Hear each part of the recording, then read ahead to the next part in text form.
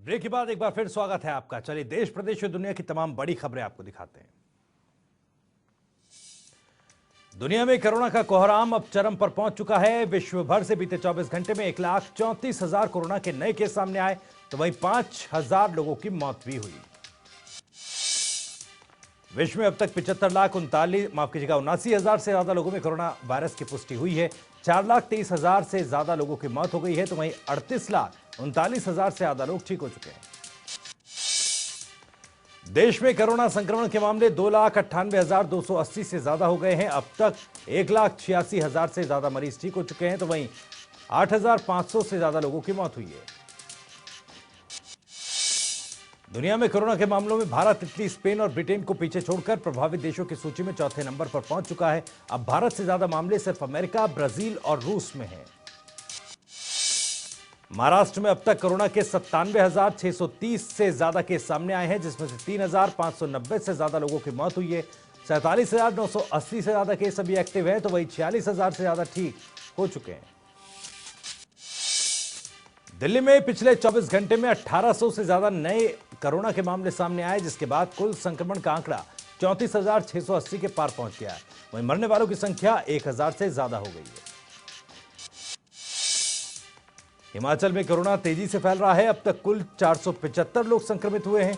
इनमें से 182 case active हैं, वहीं 276 मरीजों ने कोरोना को मात दी है। अब तक 6 लोगों की कोरोना के चलते मौत हुई है।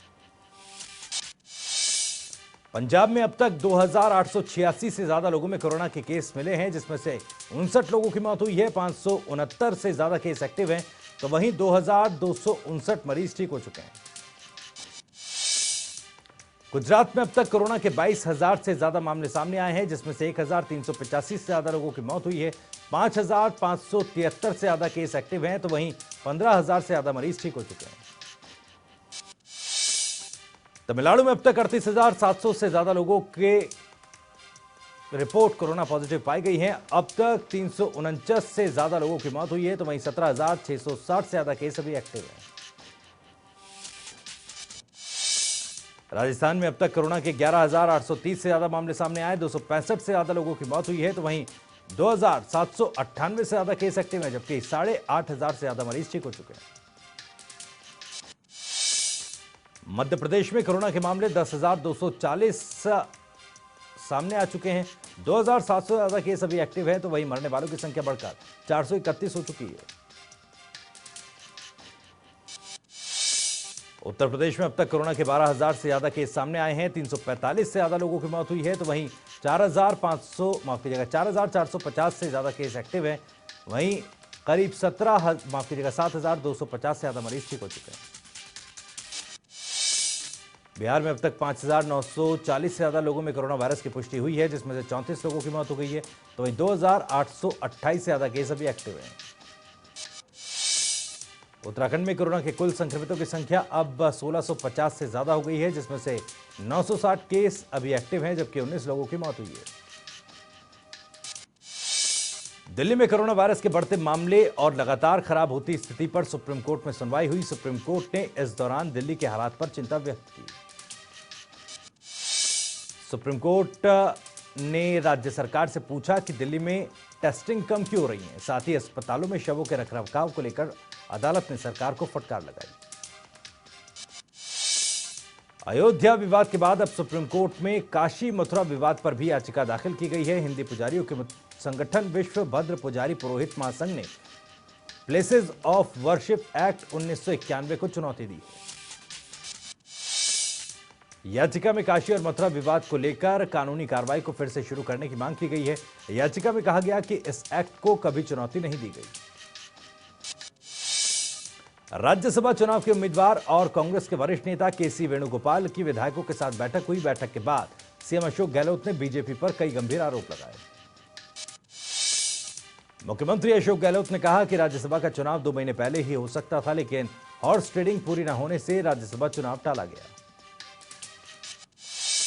अशोक गहलोत ने कहा कि देश में लोकतंत्र की हत्या हो रही है। प्रधानमंत्री मोदी और गृह मंत्री अमित शाह को कोरोना की चिंता नहीं है। अशोक गहलोत ने कहा कि प्रधानमंत्री और अमित शाह देश को कांग्रेस मुक्त करना चाहते हैं, लेकिन कांग्रेस लोगों के रग रग में है। हम मिलकर फासिस्ट ताकतों को हराएंगे।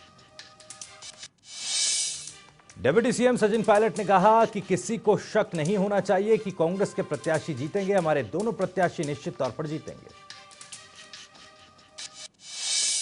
कांग्रेस प्रवक्ता रणदीप सुरजेवाला ने कहा कि महामारी के बीच प्रधानमंत्री मोदी और गृह मंत्री अमित शाह की जोड़ी लोकतंत्र को ध्वस्त करने में जुटी है। रणदीप सुरजेवाला ने कहा कि कोरोना काल में राजस्थान सरकार को अस्थिर करने की साजिश की गई। वहीं उन्होंने कहा कि कोरोना से लड़ने में भीलवाड़ा मॉडल की तारीफ हुई।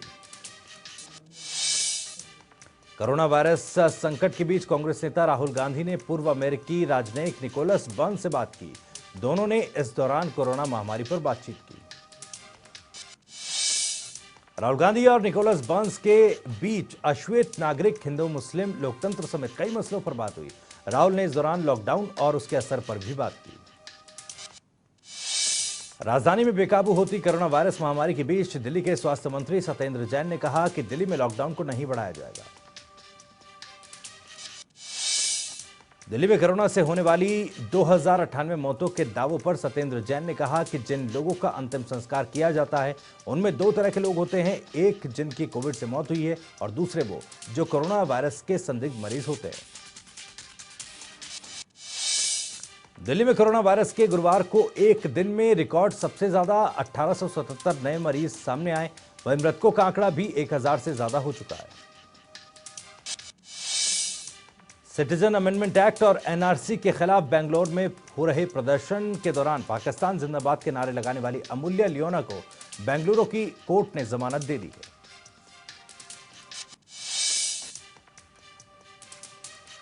सुप्रीम कोर्ट ने नोएडा के जिलाधिकारी को कड़ी फटकार लगाई है। कोरोना संक्रमित के घर को सील करने के बजाय पूरे एरिया को सील करने के फैसले की सुप्रीम कोर्ट ने आलोचना की। सुप्रीम कोर्ट ने कहा कि राष्ट्रीय स्तर पर जारी गाइडलाइन के उलट किसी जिले के लिए अलग गाइडलाइन नहीं हो सकती। नोएडा डीएम फैसले पर विचार करें। दिल्ली मेडिकल एसोसिएशन ने राजधानी में डॉक्टरों को पिछले 3 महीने से वेतन भुगतान नहीं किए जाने के मुद्दे पर गृह मंत्री अमित शाह को पत्र लिखा। केंद्रीय गृह मंत्री अमित शाह से कई स्वास्थ्य केंद्रों के रेजिडेंट डॉक्टरों के वेतन रोके जाने को लेकर उन्हें अवगत कराया गया और इस मामले पर हस्तक्षेप करने की मांग की। कस्तूरबा अस्पताल और हिंदू राव अस्पताल में पिछले 3 महीने से डॉक्टरों को तनख्वाह नहीं मिल पाई है। इसके चलते डॉक्टरों ने हड़ताल की धमकी दे दी है। उत्तराखंड के पिथौरागढ़ जिले में चीन बॉर्डर तक बन रही मुनस्यारी मिलम सड़क के लिए बीआरओ ने वायुसेना के हेलीकॉप्टर से सड़क निर्माण के लिए मशीनें पहुंचाई। बीआरओ ने वायुसेना के हेलीकॉप्टर से सड़क निर्माण के लिए मशीनें पहुंचाने का अभियान चलाया। वायुसेना के हेलीकॉप्टर्स ने लास्पा तक मशीनें पहुंचाने में कामयाबी पाई। दिल्ली में बढ़ते कोरोना के केसों को देखते हुए जामा मस्जिद में आम लोगों की एंट्री को फिर से बंद कर दिया गया। शाही इमाम सैयद अहमद बुखारी ने इसका ऐलान किया। 30 जून तक लॉकडाउन की तरह ही आम लोगों की एंट्री बंद रहेगी, लेकिन इस दौरान मस्जिद में रहने वाले स्टाफ 5 वक्त की नमाज अदा करते रहेंगे। लद्दाख में जारी तनाव को कम करने की कोशिशों के बीच चीन की सरकारी मीडिया ने एक बार फिर से भारत को धमकी दी और कहा कि भारत अपनी गुटनिरपेक्षता की नीति का पालन करे और अमेरिका से दूर रहे। खबरों के मुताबिक चीन ने चेताया कि अगर भारत चीन का विरोध करने के लिए अमेरिका के साथ गया तो चीन अपने हितों की रक्षा करने से हिचकेगा नहीं।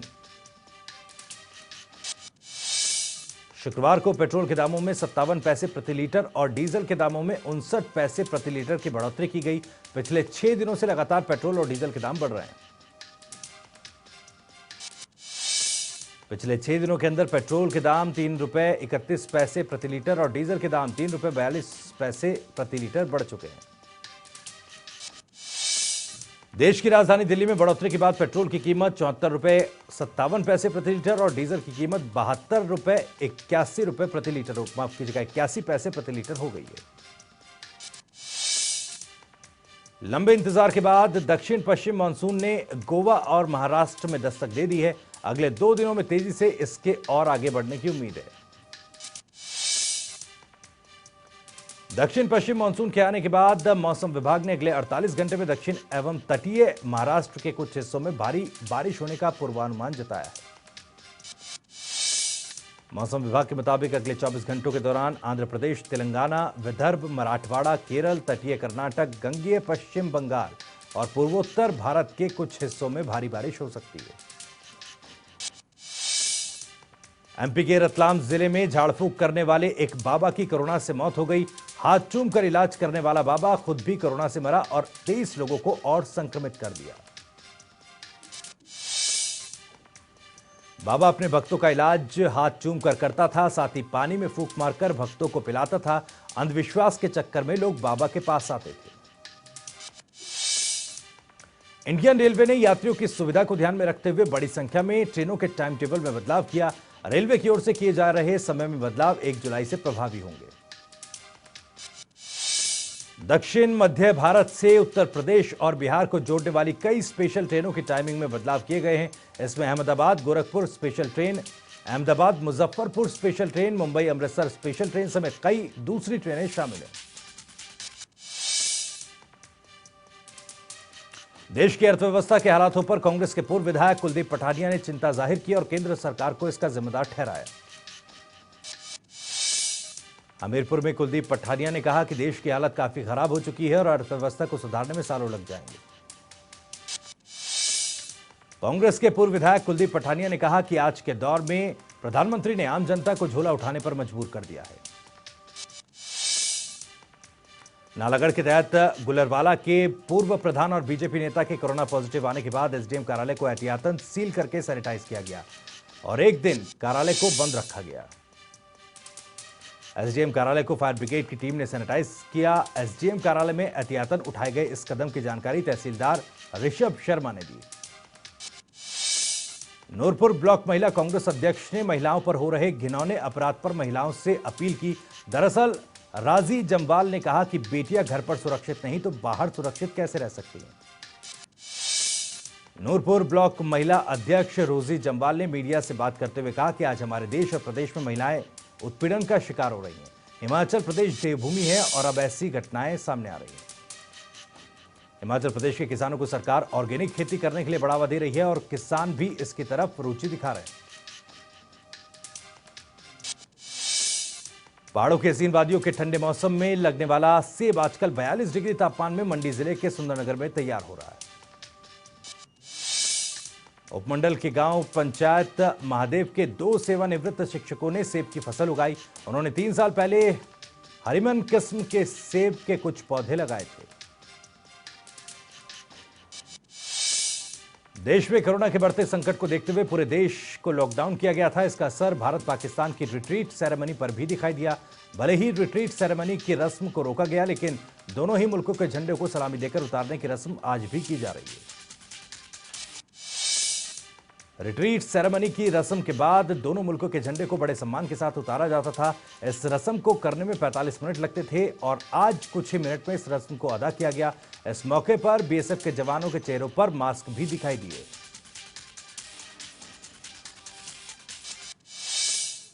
तो फिलहाल रुक रहे कुछ देर के लिए, लेकिन जनता टीवी पर खबरें लगातार जारी हैं।